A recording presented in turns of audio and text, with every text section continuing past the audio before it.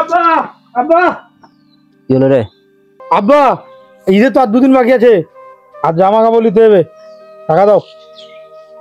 টাকা তো তেমন নেই রে বেটা, তুই এক কাম কর, বালিশের তলে 1500 টাকা আছে, ওই টাকাটা লে যা। মন খারাপ করে দিলে।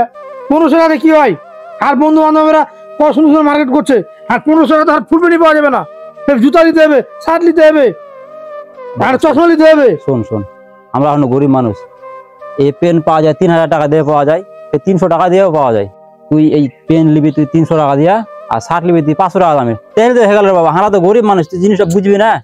না আর বন্ধুরা 10,000 15,000 করে মার্কেট, আর আমাকে তুমি 1500 দিবে, আর চলবে না। আমাকে কালকের মধ্যে তুমি আমাকে 10,000 টাকা দিবে। আমি কি যে করবো? এখানে বসে আছে মনে হয়। কি রে বাপি, এখানে বসে কি করিস রে? আমি দিনাজপুর থেকে আসলাম, বাড়িতে একটা লোক নাই। এমনি বসে আছি, কি করবো আর। কেন? আমার আগে কি আর ঈদ আছে?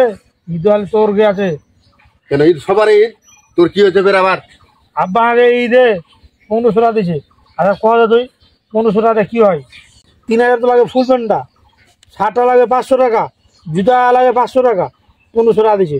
এভাবে ঈদ হয়? জুতা তুই 500 টাকা দামে কিনে নেবি, তুই 250 টাকা দামে নেবি জুতা? তুই কি বড় লোক? আর বন্ধুরা সব বড় বড় দামের জুতা নিছে। তোর বন্ধুগুলা গোটা বড় লোক, তুই কি বড় লোক? এটা ভাবতে হবে। আগে ইনকাম করেনি, আর এখন ঘন আগে বড় লোক 18 লোক। 1500 টাকা দিয়ে তো ভাড়া দিচ্ছে। এজোড়া জুতা নিবি, একটা শার্ট নিবি, আর একটা জামা নিবি। সে আব্বাকে দেখছিস কোনো ঈদে কাপড় কিনছে, তোর লেগে আমার লেগে কাপড় কিনে, কিন্তু ওর লেগে একটাও কিনে নাই, জানিস? আর তুই ওই লোকটাকে এত ই করিস। ভাব ভাব, আব্বা কথা আছে কাইয়াতে মাঠে গেছে। কোনটা খেটে? এটাতে আরে যা, আমি আব্বার কাছে যাই। আচ্ছা যাচ্ছি, যা। আসলে তো বড় ভাই তো ঠিক কথা কইলে, আমি তো বিষয়টা এতদিন বুঝিনি। আসলে তো আব্বা কোনোদিনই কোনো ঈদে কাপড় কিনেনি।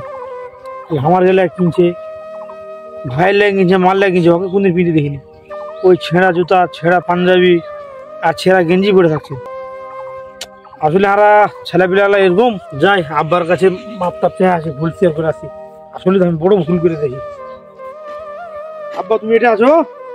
কাজ করছি কেন আলি? আব্বা আমি আর ভুল বুঝতে পেরেছি, আসলে তোমার সাথে এরকম ব্যবহার করা ঠিক হয়নি, আমাকে মাফ করে দাও আব্বা। তুই যে তোর ভুল বুঝতে পেরেছিস, এটাই আমার কাছে সব থেকে বড়ই। আর তুই করে যা, যে 1500 টাকা আছে। না আব্বা টাকা লাগবে না আব্বা, আমার করবো না আব্বা। তুই যা আব্বা, যা, যে মার্কেটটা করে যা। না আব্বা করবো না। একটা পেন লিবে, একটা শার্ট লিবে, আর যা ভালো মন্দ লাগে লিয়ে লিবে, যাও। আচ্ছা আব্বা।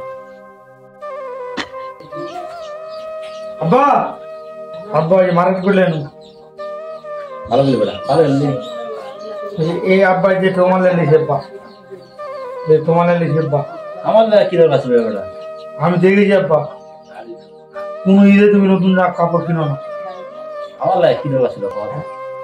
ওরাই তো আমার সব বুঝে, আমি কি করবো লিয়া?